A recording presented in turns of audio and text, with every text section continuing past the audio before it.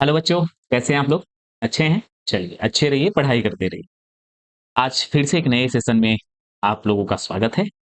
हम आज एक नया फिर से टॉपिक डिस्कस करेंगे। हम सबको पता है कि हम लोग चैप्टर नंबर 4 एनिमल किंगडम पढ़ रहे हैं और इस चैप्टर में अब तक हमने phylum porifera to phylum mollusca तक डिस्कस कर लिया है और हर एक पॉइंट को एनसीईआरटी का हम लोग डिटेल कर रहे हैं और जितना हमारे एग्जाम के लिए इंपॉर्टेंट है उतना ही डिटेल कर रहे हैं, उसके एग्जाम्पल साथ में करते जा रहे हैं। स्पेशल फीचर क्या है वो अलग-अलग करके पढ़ रहे हैं हम लोग और बेसिस ऑफ क्लासिफिकेशन क्या है, मतलब वो किस लिए फाइलम मोलस्का में रखा गया है, हर एक फाइलम में हम लोग डिस्कस कर रहे हैं। ऐसे ही आज की क्लास में हम फिर से एक नए फाइलम को डिस्कस करेंगे और आज नॉन कॉर्डेट्स का द एंड करना है, उसके बाद हमारा फाइलम कॉर्डेट स्टार्ट होगा क्योंकि अभी 2 फाइलम बचा हुआ है, जो आज हम पढ़ने जा रहे हैं। फाइलम इकाइनोडर्मेटा, फाइलम हेमिकॉर्डेटा, है ना? बोलो, बचा है ना? चलो, आगे बढ़ते हैं बिना देरी करते हुए। हमारा नेक्स्ट फाइलम है फाइलम इकाइनोडर्मेटा, ठीक? इकाइनोडर्मेटा को हम एक और नाम से जान रहे हैं। हम मतलब इसका मीन्स क्या है? मतलब इकाइनोडर्मेटा का मतलब क्या है? इकाइनो मीन्स होता है स्पाइनी और डर्मेटा डर्मा जो वर्ड होता है वो स्किन के लिए यूज़ करते हैं। तो डर्मा वर्ड जो यूज़ किया गया है वो स्किन के लिए और इकाइनो मीन्स होता है स्पाइनी बॉडी। यानी एक ऐसा ऑर्गेनिज्म है जिसकी बॉडी कैसी है? स्पाइनी है। तो आप अपनी स्क्रीन पर कुछ इकाइनोडर्मेटा के ऑर्गेनिज्म का कुछ पिक्चर्स देख रहे होंगे। तो यहाँ पर देखिए स्पाइनी जो है इनका स्किन होता है। आप देखो ये छोटे-छोटे स्पाइन जैसा स्ट्रक्चर दिख रहा होगा। तो हाँ, ये इकाइनोडर्मेटा में जो इसका बॉडी होगा वो स्पाइनी होगा। ठीक? यहाँ तक आगे बढ़ते हैं, इससे आगे पढ़ते हैं हैबिटाट। हमें पता है ना, सबसे पहले हम हैबिटाट डिस्कस कर रहे हैं। तो एनसीईआरटी लिख रही है कि ये कहाँ पर होंगे? एक्वेटिक होंगे और एक्वेटिक में सब के सब कैसे होंगे? मैराइन। तो ऑल आर मैराइन्स। मैराइन यानी मैराइन वाटर के अंदर मिलेंगे हमको और ये कुछ पिक्चर्स जो कलरफुल पिक्चर्स है वो आपकी स्क्रीन पर शो हो रहा है। ये स्टार फिश का है, बाकी आप ये ब्रिटल स्टार है और ये सी कुकुम्बर है। ठीक, आगे पढ़ेंगे इसके बारे में, कुछ नाम और है। तो ये सब के सब कैसे हैं? मैराइन होते हैं। ठीक, डायग्राम जो एनसीईआरटी का है आपकी स्क्रीन पर शो हो रहा होगा। ये इसका स्टारफिश का डायग्राम है जिसको स्टेरियास बोल रहे हैं हम और ओफाइरा ब्रिटल स्टार, एनसीईआरटी लिख रही है इसके बारे में। तो ये जो आपका स्टारफिश है, आप इसका बॉडी देख सकते हो, ये क्या है? इसमें इसकी बॉडी स्पाइनी है। हाँ, सबसे इम्पोर्टेंट बात है कि हम जब डाइजेस्टिव सिस्टम पढ़ेंगे तो जो इसका अपर एरिया है, मतलब जो डॉर्सल साइड है इसका, वो एनस है। ऊपर के साइड इसका क्या है? एनस है। एनस ऊपर है और जो माउथ होगा वो नीचे के साइड होगा। तो कहीं नीचे होगा इसका माउथ, यहाँ माउथ है। ठीक है? तो अब पहले हम क्या करें? देखो, ऊपर जो है, जैसे मान लो कि ये एक एकाइनोडर्मेटा है तो इसका जो एनस है वो ऊपर है, माउथ क्या है? वो नीचे है। ठीक? ऐसे ही सभी आपको एकाइनोडर्मेटा में मिलने वाला है। बाकी इसके पास एक्सक्रीटरी सिस्टम क्या है? एब्सेंट है। एक्सक्रीटरी ऑर्गन या सेल क्या है इसके पास? लिखेंगे एक्सक्रीटरी सिस्टम इसके पास क्या है? एब्सेंट है। तो इकाइनोडर्मेटा में एक्सक्रीटरी सिस्टम क्या है? एब्सेंट है, ये याद रखना है। आगे हम पढ़ेंगे भी इसके बारे में और आगे बढ़ते हैं इसके साथ ही बेसिस ऑफ क्लासिफिकेशन, ये इंपॉर्टेंट है। पहले ऑर्गेनिज्म का बॉडी कैसा है? तो हम ये लिख रहेंगे organ level of organization, organ level of organization. तो इसमें मिलेगा हमको क्या? ऑर्गन लेवल मिलेगा और ये जो ऑर्गेनिज्म है हमारा, इसमें डाइजेस्टिव सिस्टम कैसा है? कंप्लीट है। कंप्लीट डाइजेस्टिव सिस्टम है, मतलब माउथ और एनस दोनों होगा इसके पास। सर्कुलेटरी सिस्टम हाँ प्रेजेंट है और वो कैसा है? ओपन टाइप है। ओपन टाइप रिड्यूस होता है, मतलब डेवलप्ड पूरा नहीं है। सिमेट्री की बात करेंगे तो ये स्टार लगाना सिमेट्री में बहुत अच्छे से पढ़ना है, पहले भी हमने पढ़ रखा है। इसकी जो लार्वा होती है, लार्वा, लार्वा में कौन सी सिमेट्री है? बाइलेटरल है। और जो एडल्ट होता है इसका, एडल्ट में जो सिमेट्री है वो कैसी है? एडल्ट की सिमेट्री क्या है? रेडियल है बच्चे, रेडियल सिमेट्री। ठीक है? तो ये पॉइंट इंपॉर्टेंट है, यहां से क्वेश्चन बन सकता है। हम इसको, क्योंकि लार्वा एडवांस है, मतलब लार्वा की जो सिमेट्री एडवांस है और एडल्ट की सिमेट्री जो है वो लेस एडवांस है, तो हम इसको रेट्रोग्रेसिव मेटामॉर्फोसिस बोल रहे हैं क्योंकि लार्वा से एडल्ट होता है। ठीक, ये लेक्चर हमने पहले दूसरे लेक्चर में पढ़ाया है, मतलब ये टॉपिक, तो जाके वहां पढ़ लेना, अच्छे से पढ़ना, वहां डिटेल पढ़ाया हमने। जर्म लेयर की बात करें तो ये कैसे हैं? ट्रिप्लोब्लास्टिक। तो ये ट्रिप्लोब्लास्टिक एनिमल होंगे। ठीक, सिलोम कैसा होगा? सिलोम है, सिलोमेट होते हैं ये। तो यू सिलोमेट है, यू सिलोमेट होते हैं। तो यूसिलोमेट ये ऑर्गेनिज्म है। सेगमेंटेशन नहीं है, एब्सेंट है, तो अनसेगमेंटेड बॉडी है। बॉडी इसकी कैसी है? अनसेगमेंटेड है। नोटोकॉर्ड इसका कैसा है? एब्सेंट। Notochord absent. तो ध्यान से देखो स्क्रीन पर कुछ हमने बेसिस ऑफ क्लासिफिकेशन किया है और बहुत अच्छे से हमने पहले दूसरे लेक्चर में पढ़ा इसको, लेकिन फिर भी हम हर एक फाइलम में डिटेल कर रहे हैं इसका, क्योंकि मतलब कंफ्यूजन ना रहे। एनसीईआरटी में दिया भी है ये। बॉडी ऑर्गेनाइजेशन, तो ये ऑर्गन लेवल ऑफ ऑर्गेनाइजेशन है। Digestive system complete. Complete means क्या होता है? माउथ और एनस दोनों प्रेजेंट होगा। माउथ इसका डॉर्सल यानी ऊपर होता है, सॉरी, एनस ऊपर होता है, माउथ नीचे यानी वेंट्रल साइड होता है। याद रख लो, फिर से मेरे साथ बोल लो। एनस उसका ऊपर होता है डॉर्सल साइड पे, और जो माउथ होता है वो नीचे होता है। ठीक है, याद हो जाएगा। चलो आगे बढ़ते हैं। सिमेट्री, सर्कुलेटरी सिस्टम, हाँ ओपन टाइप है। सिमेट्री जो है बाइलेटरल लार्वा में मिलती है, एडल्ट में रेडियल सिमेट्री है। जर्म लेयर ट्रिप्लोब्लास्टिक है। सिलो इस यूसिलोमेट है, ट्रू सिलोम होगा, मेसोडर्मल कैविटी होगी इसमें। सेगमेंटेशन की बात करें, अनसेगमेंटेड बॉडी है इसकी, नोटोकॉर्ड एब्सेंट है। ठीक। चलो, अब बॉडी स्ट्रक्चर में ध्यान से देखो। एक हमने एक पिक्चर्स यहाँ पर लिया है, तो यहाँ हमको कुछ अलग अलग लेबलिंग दिख रही होगी। यहाँ मिड में जो है एक कैनाल सिस्टम होता है जिसको हम रिंग कैनाल बोल रहे हैं। ये रिंग कैनाल है हमारा। ठीक है, रिंग कैनाल है। और इसमें बहुत छोटे छोटे ऐसे फिट लाइक स्ट्रक्चर है जिसको हम ट्यूब फिट बोल रहे हैं। ट्यूब फिट, जो यहाँ डिटेल किया गया है। देखो यहाँ से मतलब इस वाले पार्ट को कट करके यहाँ दिखाया गया है, या हम इस वाले पार्ट को देख सकते हैं। तो ट्यूब फिट ये स्ट्रक्चर है। ठीक है, ट्यूब फिट है जो हेल्प कर रहा है इसमें रेस्पिरेशन, एक्सक्रीशन, लोकोमोशन में, यही हेल्प करता है हमारा मेनली। ठीक। एम्पुला रीजन है इसके पास, तो इसका बहुत डिटेल कुछ करना नहीं है। ऊपर डॉर्सल साइड पे इसका एनस है, वेंट्रल साइड पे माउथ है इसमें। ठीक। स्टमक है, सेंट्रल डिस्क यहाँ पर है। बाकी और हमें कुछ करना नहीं इसमें, इतना ही याद रखो बस। ठीक। आगे बढ़ते हैं। स्पेशल स्ट्रक्चर देखो ध्यान से। वाटर वेस्कुलर सिस्टम, ये स्टार लगाओ क्योंकि कंफ्यूजन यहाँ होता है कि वाटर कैनाल सिस्टम क्वेश्चन में पूछ लेगा किसमें प्रेजेंट है, तो फाइलम पोरीफेरा। फाइलम पोरीफेरा देखो, फाइलम पोरीफेरा स्टार्टिंग मतलब पहला फाइलम है हमारा। तो कैनाल आप सी से याद रखना, क्योंकि A B C, C letter जो है अल्फाबेट में पहले आता है, और वी लेटर जो ये वेस्कुलर का वी लेटर है बाद में आता है। तो फाइलम पोरीफेरा में कैनाल सिस्टम होगा, कि फाइलम पोरीफेरा पहले हम पढ़े हैं, और जो सी लेटर आ रहा है वो भी पहले। तो ऐसे याद रखोगे थोड़ा सा याद हो जाएगा, या अपने तरीके से आप याद कर लो। हम क्या करें, जो वाटर कैनाल सिस्टम है वो फाइलम पोरीफेरा में है। वाटर वेस्कुलर सिस्टम जो है वो आएगा किसमें? इकाइनोडर्मेटा में। स्टार लगाना ये इंपॉर्टेंट है। और इसको हम एम्बिकुलर सिस्टम भी बोल रहे हैं, एम्बिकुलर सिस्टम भी इसका नाम है।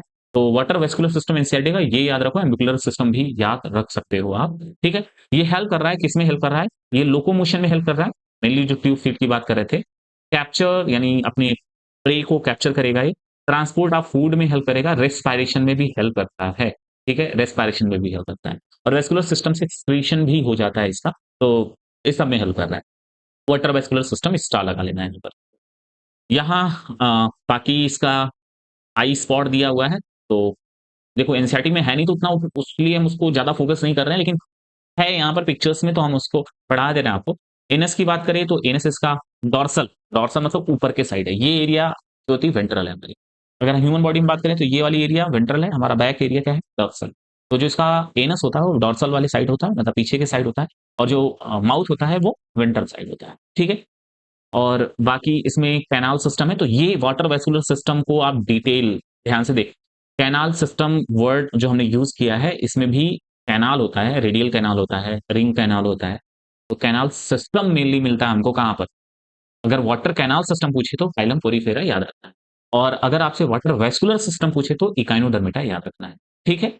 चलो आगे बढ़ते हैं। देखो यहाँ पर ये थोड़ा सा वाटर वेस्कुलर सिस्टम का यहाँ से स्ट्रक्चर यानी इंटरनल स्ट्रक्चर को डिटेल किया गया है। फोकस करना। ये बीच में एक सेंट्रल जो कैनाल है, यहाँ पर रिंग कैनाल बोल रहे हैं इसको हम, रिंग कैनाल है। और इस कैनाल से एक ऐसे रेडियल मतलब से ब्रांचेस निकली हुई हैं, देखो ब्रांचेस निकली हुई। तो हम इसको बोल रहे हैं रेडियल कैनाल है, मेनली ये रेडियल कैनाल है। बाकी इस कैनाल से भी छोटी-छोटी ब्रांचेस निकलती हैं, तो इसको हम बोलते हैं ट्रांसवर्स कैनाल। जैसे फोकस करो, यहाँ पर एक छोटा-सा डायग्राम बना रहे हैं। यहाँ मान लो ये एक इसका सेंट्रल कैनाल हो गया, या इसको रिंग कैनाल मान लो। और यहाँ से जो कैनाल निकल रही हैं, इसको हम बोल रहे हैं क्या? Radial canal. ये रेडियल कैनाल हो गया। और इस रेडियल कैनाल से भी छोटी-छोटी कैनाल निकलेंगी, तो इसको हम ट्रांसवर्स कैनाल बोलते हैं। ठीक है। और इसी रेडियल कैनाल पर ट्यूब फिट अटैच होता है, या ट्रांसफर कैनाल पर हमारा ट्यूब फिट क्या होता है? अटैच्ड होता है, ऐसे ट्यूब फिट अटैच्ड। तो वाटर वेस्कुलर सिस्टम में आप ये देख लो ध्यान से। हाँ, एक पॉइंट यहाँ पर ध्यान से देखना, मिडरेपोराइट्स लिखा हुआ है, मिडरेपोराइट्स। ये थोड़ा-सा एबोरल एरिया में होता है, थोड़ा सा ऊपर के साइड होता है, तो वाटर यहीं से एंट्री करता है। स्वीप्स लाइक स्ट्रक्चर है। स्वीप्स मतलब जैसे आप घरों में छलनी देखते होंगे, छलनी, तो उसके जैसा स्ट्रक्चर है, परफोरेटेड होता है वो। तो वाटर यहाँ से एंट्री करेगा और इस पहले रिंग कैनाल में जाएगा, रिंग कैनाल से फिर कहाँ जाएगा, रेडियल कैनाल में जाएगा। और उस उसी से अटैच हमारा ट्यूब फीट, जो ट्यूब फीट सारे काम कर रहा है हमारा, मेनली ये वेस्कुलर सिस्टम मिल के काम कर रहे हैं, लेकिन ट्यूब फीट का मेन रोल है उसमें, जो लोकोमोशन, कैप्चर ऑफ फूड और रेस्पायरेशन, एक्सक्रीशन, इन सब में हेल्प कर रहा है। मेनली ट्यूब फीट लोकोमोशन में हेल्प करता है, रेस्पायरेशन में हेल्प करता है। बाकी वाटर वेस्कुलर सिस्टम ये मिक्स, आप अगर आपसे कोई पूछे वाटर वेस्कुलर सिस्टम का फंक्शन आपसे पूछेगा एनसीईआरटी से या आपके नीट एग्जाम में, तो आपको ये locomotion, capture of food, transport of food, respiration, ये याद रखना है आपको, और कुछ एक्स्ट्रा याद नहीं। एक्सक्रीटरी, इसके पास ऑर्गन नहीं, तो एक्सक्रीशन भी यही से होता है इसका, ठीक है, इसकी ही हेल्प से होता है। तो आगे बढ़ते हैं। रिप्रोडक्शन की बात करें, फोकस करो बच्चे, ध्यान से देखना, रिप्रोडक्शन सेक्सुअल रिप्रोडक्शन होगा इसमें, और ये कैसे होंगे, डायोसियस होंगे। तो ये होंगे डायोसियस, मतलब सेक्सेस क्या होंगे इसके, सेक्सेस होंगे सेपरेटेड, सेक्सेस होंगे सेपरेटेड इसके, मतलब male and female sex organ इसके क्या होंगे, सेपरेट होंगे। दूसरी बात, ये इसका जो डेवलपमेंट होगा, फर्टिलाइजेशन की बात कर लेते हैं, फर्टिलाइजेशन,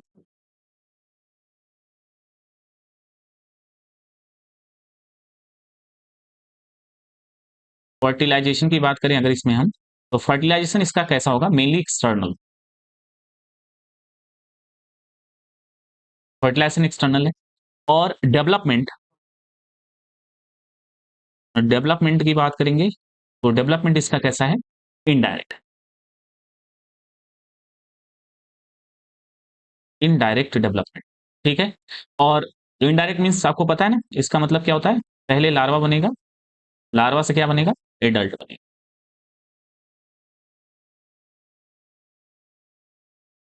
एडल्ट, तो लार्वा पहले बनेगा, एडल्ट बाद, ठीक है। तो इसको इनडायरेक्ट डेवलपमेंट बोल रहे हैं। तो सेक्सुअल रिप्रोडक्शन में, मतलब रिप्रोडक्शन की बात करें तो इकानोडर्मेटा में सेक्सुअल रिप्रोडक्शन होता है, डायसियस एनिमल है, दैट मीन सेक्सेस सेपरेट होंगे इसके। फर्टिलाइजेशन इसका कैसा होगा, एक्सटर्नल यानी वाटर के अंदर होगा। डेवलपमेंट की बात करेंगे तो इनडायरेक्ट डेवलपमेंट है, लार्वा से एडल्ट बनेगा। क्लियर है इतना, क्लियर है ना। आपको इसमें याद क्या करना है, स्पाइनी बॉडी है, और हाँ एक इंपॉर्टेंट लाइन और भूल गए हैं, इसका, इसके पास स्केलेटन सिस्टम होता है, जो एंडोस्केलेटन सिस्टम, एंडोस्केलेटन सिस्टम इसके पास होता है, मेनली एंडोस्केलेटन ऑसिकल्स होते हैं जो इसके बॉडी के अंदर होते हैं, ठीक है, ये याद रखना है आपको, भूलना नहीं है, ठीक। और दूसरा इसमें एक इंपॉर्टेंट पॉइंट और याद रखना है आपका, कि इसके पास जो होता है, इसकी बॉडी स्पाइनी होती है, और इसका जो एनस होता है वो डॉर्सल साइड पर होता है, वेंट्रल साइड पे माउथ होता है, मतलब माउथ नीचे होता है और एनस इसका ऊपर होता है, ठीक। आगे बढ़े, एग्जाम्पल, एग्जाम्पल एनसीईआरटी का करेंगे हम, एस्टेरियास स्टारफिश, जिसका आप पिक्चर्स भी देख सकते हैं यहाँ पर, इकाइनस सी अर्चिन, जो जिसका सेकंड पिक्चर आप यहाँ पर देख सकते हैं, इकाइनस सी अर्चिन, ये दोनों नाम याद रखने हैं आप लोगों को। एंटीडॉन सी लिली, ठीक है, तो ये जो सी word, C pen, see here, सी, तो ये याद रखना है, बहुत इंपॉर्टेंट है। सी लिली एक जगह पे कर लो, सी वाले नाम ऐसे याद करो आप, ठीक है। तो एंटीडॉन सी लिली हो गया, कुकुमेरिया सी कुकुम्बर, यहाँ पिक्चर देख रहे हो इसका, कुकुम्बर लाइक स्ट्रक्चर होता है इसका, सी कुकुम्बर बोल रहे हैं हम, कुकुमेरिया। एंड ओफाइरा ब्रिटल स्टार, जिसका एनसीईआरटी में डायग्राम है, जाके देख लो, ठीक है। तो सी लिली का डायग्राम यहाँ पर है, और ओफाइरा का एग्जाम्पल आपका एनसीईआरटी में इसका डायग्राम दिया हुआ है, तो ध्यान से उसको देख लो आप। यहाँ तक हो जाएगा, इसके एग्जाम्पल याद करना है, और फाइलम एनी, जो हम किंगडम एनिमिलिया पढ़ रहे हैं, इसके एग्जाम्पल बहुत इंपॉर्टेंट है, और एग्जाम्पल लर्न करने, एग्जाम्पल से क्वेश्चन आते हैं और बच्चों को याद वही नहीं रहते। तो उसको याद करने का तरीका यही है कि जितने भी ये सी वाले नाम है ना, एक जगह कर लो, कौन से फाइलम में आ रहे हैं उसके साथ कर लो, ठीक है। बार बार रिवाइज करो, न्यूमेनिक्स अपने से कुछ बना सकते हो तो बनाओ, और अगर आप हमें भी बता दोगे तो हम सबको बता देंगे। बाकी हमारी तरफ से एक शॉर्ट्स वीडियो आते रहेंगे, जो हम सभी फाइलम के न्यूमोनिक्स बताएंगे, कैसे याद रखना है इसको, ठीक है। आगे बढ़े, चलो, अब हमारा एनसीईआरटी टाइम है, तो एनसीईआरटी पढ़ते हैं। एनसीईआरटी में क्या लिखा है इकोनोडर्मिडा में, जो हमसे छूटा हो, फोकस करेंगे। ये एनिमल के पास एंडोस्केलेटन होता है, अभी हमने लास्ट में डिस्कस किया था, जो कैलकेरियस होता है, कैलकेरियस ओसिकल्स होते हैं इसके पास। तो एंडोस्केलेटन कैलकेरियस यानी कैल्शियम कार्बोनेट का बना हुआ है। इकानोडर्मेटा जो नाम आया है वो किसकी वजह से आया है, स्पाइनी बॉडी उसकी होती है, इसलिए इसका इकानोडर्मेटा बोल रहे हैं हम। ये जो ऑर्गेनिज्म होते हैं ये मैराइन होते हैं, तो हमने हैबिटाट इसका डिस्कस किया था, मैराइन होते हैं। Organ system level of organization है, एडल्ट जो होता है उसमें सिमेट्री, एडल्ट की जो सिमेट्री होती है वो कैसी होती है, रेडियल होती है, लेकिन लार्वा की सिमेट्री कैसी होती है, बाइलेटरल होती है। हमने स्टार लगाया था, इसको याद भी करना है आप लोगों को। और ये ट्रिप्लोब्लास्टिक एनिमल होते हैं, यानी एक्टो, एंडो, मेसो तीनों लेयर होगी इसके पास। सिलोमेट्स होते हैं, मतलब यू सिलोमेट होंगे, यानी मेसोडर्मल कैविटी इसके पास होगी। डाइजेस्टिव सिस्टम इसका कैसा होगा, कंप्लीट। माउथ जो होगा लोअर होगा, नीचे की साइड होगा, वेंट्रल बोल रहे हैं ना, माउथ नीचे होगा, वेंट्रल साइड होगा। एंड एनस जो होगा इसका, वो कहाँ होगा, अपर साइड, यानी ऊपर के साइड होगा, डॉर्सल साइड होगा। मोस्ट डिस्टिंक्टिव फीचर इसके पास है, जो मतलब इसको सबसे अलग करता है इकाइनोडर्मेटा के पास, वो क्या है, water vascular system. Another name, water vascular system का दूसरा नाम क्या है, कमेंट बॉक्स में लिखिए। विच हेल्प इन लोकोमोशन, जो किसमें हेल्प कर रहा है, लोकोमोशन में, कैप्चर ऑफ फूड में, ट्रांसपोर्ट ऑफ फूड में, एंड रेस्पिरेशन में। रेस्पिरेटरी सिस्टम इसमें क्या है, absent है, ये लाइन इंपॉर्टेंट है, इसमें रेस्पिरेटरी सिस्टम नहीं होता। रेस्पिरेटरी एक्सक्रीशन का भी काम ये वाटर वेस्कुलर सिस्टम कर लेगा। सेक्सेस इसके कैसे होंगे, सेपरेट होंगे, कैसे होंगे, सेपरेट होंगे, यानी कि ये डायसियस एनिमल होगा। और रिप्रोडक्शन सेक्सुअल है। फर्टिलाइजेशन यूजुअली कहाँ हो रहा है, एक्सटर्नल हो रहा है, मतलब वाटर के अंदर हो रहा है। डेवलपमेंट इनडायरेक्ट है, क्योंकि लार्वा इसमें है। और ये जो लार्वा होता है फ्री स्विमिंग लार्वा हो जाएगा। यहाँ तक एनसीईआरटी में यहीं तक है, ठीक है। हाँ, एक बात और आपको बतानी थी, मतलब इंपॉर्टेंट पॉइंट है वो हमारा, तो वो क्या है, यहाँ यहीं देख लो, यहीं पर आप पढ़ लो इसको, स्टार लगा के कर लेना, लिख लो कहीं एनसीईआरटी में लिख लो। Aristotle lantern, lantern, Aristotle lantern, found in echinodermata, ठीक है, फाउंड इन इकाइनोडर्मेटा। और ये हेल्प करता है, हेल्प इन बाइटिंग।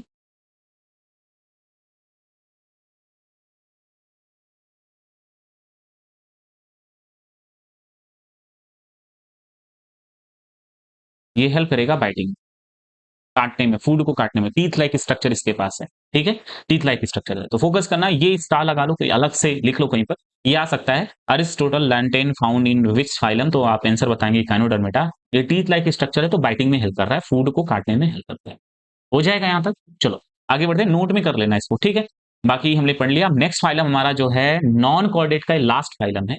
बाकी इसके बाद नेक्स्ट फाइलम हमें पढ़ना फाइलम कॉर्डेटा, लेकिन इससे पहले के जितने भी ऑर्गेनिज्म उसको हम नॉन कॉर्डेटा में देते हैं, ठीक है, क्योंकि वो कॉर्डेट नहीं, नॉन कॉर्डेट बोल रहे हैं। तो फाइलम हेमिकॉर्डेटा हमें पढ़ना है, जिसको हम टंग वर्म और एक्रोन वर्म भी बोल रहे हैं। तो किसको बोलेंगे अभी आगे हम डिस्कस करेंगे इसको।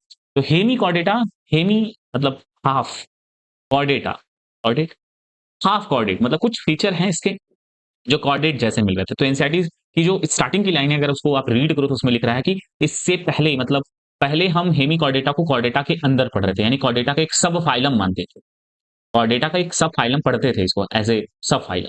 लेकिन बाद में जब इसका रिसर्च हुआ तो पता चला कि इसके पास नोटोकॉर्ड ही नहीं, क्योंकि नोटोकॉर्ड ही एक पहला फीचर है जो मिलता किसमें है, कॉर्डेट्स के अंदर मिलता है, तो नोटोकॉर्ड नहीं है। नोटोकॉर्ड की जगह पर इसके कॉलर रीजन में स्टोमोकॉर्ड है। क्या है, स्टोमोकॉर्ड। तो इस वजह से इसको वापस से कॉर्डेटा के सब फाइलम से हटाकर एक नया फाइलम बना दिया गया हेमिकॉर्डेटा, जो नॉन कॉर्डेट के अंदर पढ़ते हैं। ये एनसीईआरटी ने लिखा। बात समझ में आई, फिर से मेरी बात सुनो, एक लाइन में पढ़ते हैं, एक लाइन में समझते हैं। क्या, पहले हेमिकॉर्डेटा को एज अ सब फाइलम कॉर्डेटा में पढ़ रहे थे, लेकिन कॉलर रीजन में इसके स्टोमोकॉर्ड मिला जो कि नोटोकॉर्ड से अलग था, तो वापस से कॉर्डेटा से उठा के इसको नॉन कॉर्डेट में प्लेस कर दिया गया और नया फाइलम बन गया हमारा फाइलम हेमी, ठीक है। ये इसका स्ट्रक्चर है, डायग्राम है, ध्यान से देख लो, ऐसा ही होता है, ऐसा ही होता है, ठीक।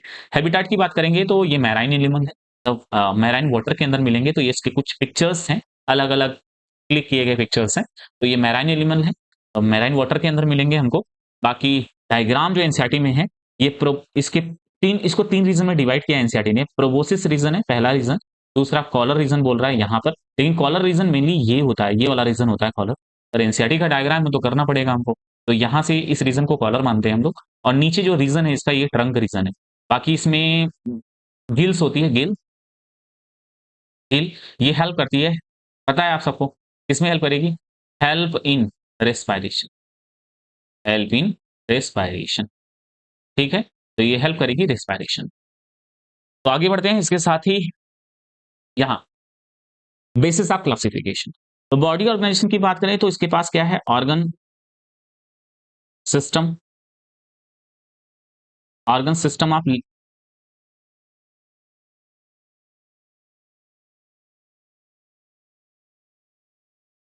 Organ system level of organization. तो ऑर्गन सिस्टम मिलेगा इसमें। डाइजेस्टिव सिस्टम इसका कैसा है? कंप्लीट है। सर्कुलेटरी सिस्टम ओपन टाइप है। सिमिट्री की बात करेंगे तो कैसी सिमिट्री होगी? बताओ बताओ बताओ। बाइलेटरल, बाइलेटरल सिमिट्री है इसके पास।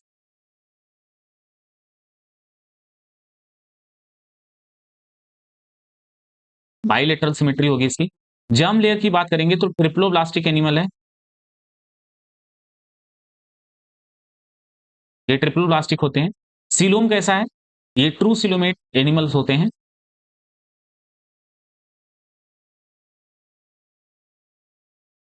मतलब सीलोम प्रेजेंट होगा इसके पास, मेसोडर्मल। सेगमेंटेशन तो नहीं है, एब्सेंट है, तो अनसेगमेंटेड है। नोटोकॉर्ड इसमें क्या है? एब्सेंट है, इसी की वजह से तो बाहर हो गया। तो ये बेसिस ऑफ क्लासिफिकेशन था। और बॉडी ऑर्गेनाइजेशन किसका, इसका कैसा है? Organ system level of organization. Digestive system complete है, यानी माउथ और एनस दोनों मिलेगा। सर्कुलेटरी सिस्टम ओपन टाइप का है। सिमिट्रीज की कैसी है? बाइलेटरल सिमिट्री, मतलब केवल एक प्लेन से डिवाइड कर सकते हैं, जैसे हम लोगों को कर सकते हैं। बाइलेटरल सिमिट्री, स्टार्टिंग का वीडियो देखो, क्लियर हो जाएगा सिमिट्री का। जर्म लेयर की बात करें, ट्रिप्लोब्लास्टिक एनिमल है। सिलोम कैसा है? ट्रू सिलोम है। सेगमेंटेशन की बात करेंगे तो अनसेगमेंटेड बॉडी है। नोटोकॉर्ड इसका कैसा है? एब्सेंट। ठीक है, इतना क्लियर हो गया। चलो आगे बढ़ते हैं, ध्यान से देखो। बॉडी स्ट्रक्चर, ठीक है, ये थोड़ा सा एनसीईआरटी से थोड़ा सा इलोबरेट करके ये डायग्राम बनाया गया है। तो एनसीईआरटी में थोड़ा कॉलर रीजन को नीचे दिखाया गया है, यहाँ पर एग्जैक्टली वो प्लेस दिखाया गया है।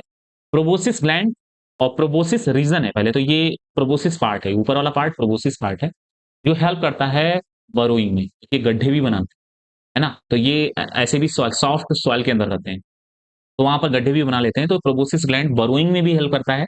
एंड प्रोबोसिस रीजन, मेनली ये प्रोबोसिस पार्ट है जो बरोइंग में हेल्प करता है। इसके अंदर ग्लैंड होती है प्रोबोसिस ग्लैंड, जो एक्सक्रीशन में हेल्प करती है। आगे पढ़ेंगे इसमें।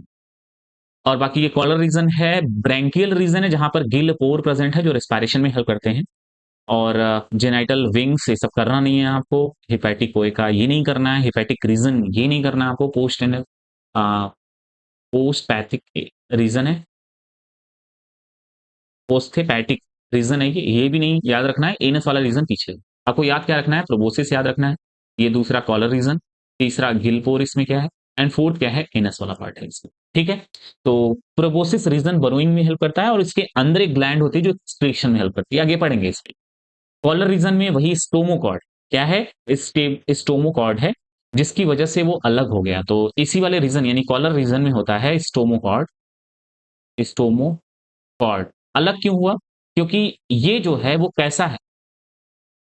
स्टोमोकॉर्ड जो होता है वो एंडोडर्मल डेराइव, एंडोडर्मल डेराइव होता है। ये एंडोडर्मल डेराइव्ड है, जबकि मीजो जो हमारा नोटोकॉर्ड होता है वो मीजोडर्मल डेराइव्ड है। मीजोडर्मल डेराइव्ड कौन है? नोटोकॉर्ड है। और इसी वजह से ये जो स्टोमोकॉर्ड है, जो पहले कंफ्यूजन था, जब इसका स्टडी किया गया तो पता चला ये एंडोडर्मल डेराइव्ड है, इसलिए एक नया फाइलम बना दिया गया। ठीक है, गिल पोर्ट से रेस्पिरेशन में हेल्प करता है। एनस इसका रीजन जो लास्ट पार्ट है। तो कंप्लीट इसके पास क्या है? इसके पास कंप्लीट डाइजेस्टिव सिस्टम। ठीक है, आगे बढ़े। चलो फोकस करो, ध्यान से देखो। स्पेशल फीचर में पढ़ेंगे ये प्रोबोसिस रीजन जो सामने का देख रहे हो आप। यहीं पर इसी रीजन में ये जो येलो कलर का पार्ट दिख रहा है, ये वाला रीजन, ये येलो कलर का पार्ट, इसको स्टोमोकॉर्ड बोल रहे हैं। ये कैसा है? Endodermal derived. तीन लेयर होती है ना, ecto, endo, meso. Endodermal derived है, इसी की वजह से बाहर हो गया, नहीं तो कॉर्डेटा में होता है ना, एक कदम आगे होता, पीछे हो गया बेचारा। इसका माउथ रीजन यहाँ पर है, देखो ये माउथ रीजन है ये। ठीक है, तो प्रोबोसिस के जस्ट ये वाला पीछे वाला रीजन माउथ रीजन है। बाकी गिल स्लिट होती है जो रेस्पिरेशन में हेल्प कर रही है। कॉलर रीजन ये वाला रीजन है, कॉलर रीजन, और ट्रंक रीजन इसके पीछे। ठीक है, हाँ, इसी जगह पर प्रोबोसिस जो एक वर्ड लिखा है, इस प्रोबोसिस रीजन में ग्लैंड होती है जिसको हम प्रोबोसिस ग्लैंड बोलते हैं। तो मेनली ये वाली ग्लैंड जो है, इसको हम बोल रहे हैं प्रोबोसिस ग्लैंड।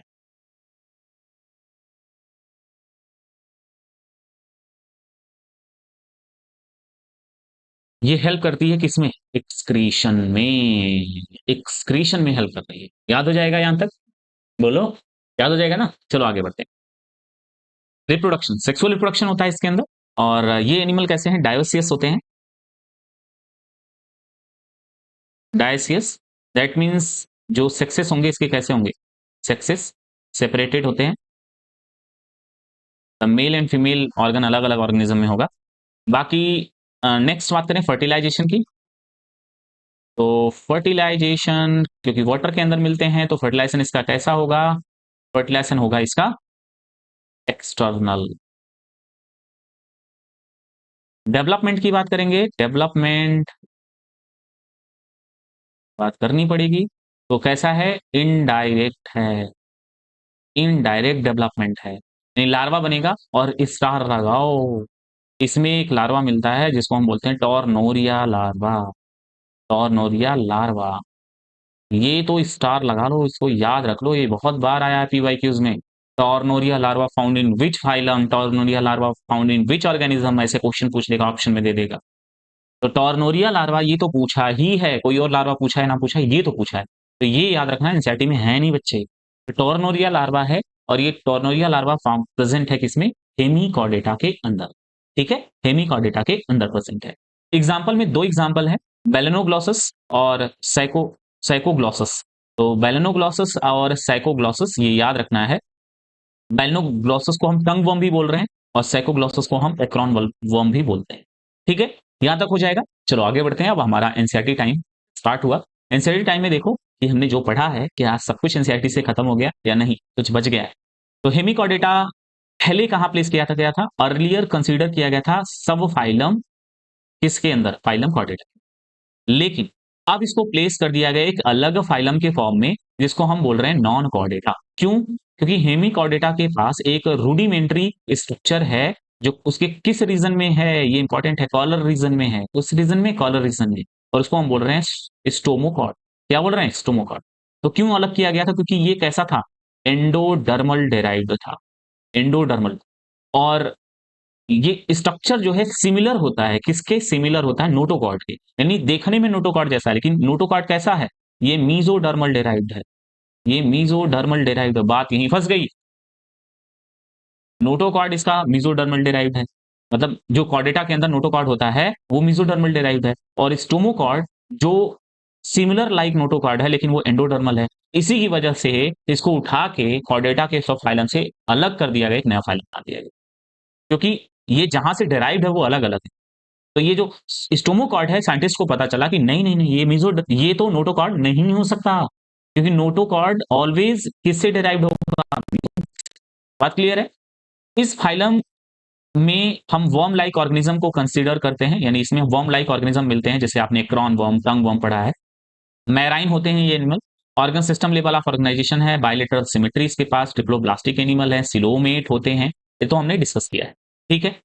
सिलिंड्रिकल, इसकी बॉडी होती है सिलिंड्रिकल, जैसे सिलेंडर होता है, जैसे ये सिलिंड्रिकल बॉडी होती है इसकी, एंड इंटीरियर पार्ट, इसका जो सामने वाला पार्ट होता है इसको हम प्रोबोसिस बोलते हैं, उसके जस्ट नीचे वाला पार्ट कॉलर रीजन होता है, और जो लॉन्ग रीजन, लॉन्ग पार्ट होता है उसको ट्रंक बोल रहे हैं। तीन पार्ट्स होते हैं इसके बॉडी, मतलब सेगमेंटेड नहीं है लेकिन तीन पार्ट्स में डिवाइड है, प्रोबोसिस, कॉलर एंड सर्कुलस, ठीक है।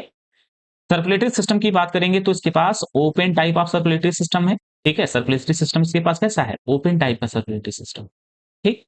रेस्पिरेशन किसके थ्रू होगा, गिल प्रेजेंट है तो गिल के थ्रू होगा। स्क्रीटरी ऑर्गन, ये स्टार लगाओ, प्रोबोसिस ग्लैंड इसके पास है, किस वाले रीजन में होगी, प्रोबोसिस वाले रीजन। तो प्रोबोसिस रीजन का एक और काम है बरोइंग का काम, गड्ढा बनाने। सेक्सेस इसके कैसे होंगे, सेपरेटेड होंगे, यानी डायोसियस है। फर्टिलाइजेशन इसका कैसा, एक्सटर्नल है। डेवलपमेंट की बात करेंगे तो इनडायरेक्ट है, ठीक है। तो यहां तक हमें पढ़ना था फाइलम हेमिकॉर्डेटा, यहां के साथ ही हमारा आज का लेक्चर फिनिश हुआ, और नॉन कॉर्डेट हमने पूरी तरीके से खत्म कर लिया है। एक एक एनसीईआरटी की लाइन क्लियर कर ली हम लोगों ने, एग्जाम्पल पढ़ लिया उसका, उसका स्पेशल फीचर पढ़ लिया, 5% एक्स्ट्रा भी पढ़ लिया, इससे ज्यादा आता भी नहीं एग्जाम में, न तो पढ़ना है आपको, ये मेरा सजेशन भी है, ठीक है।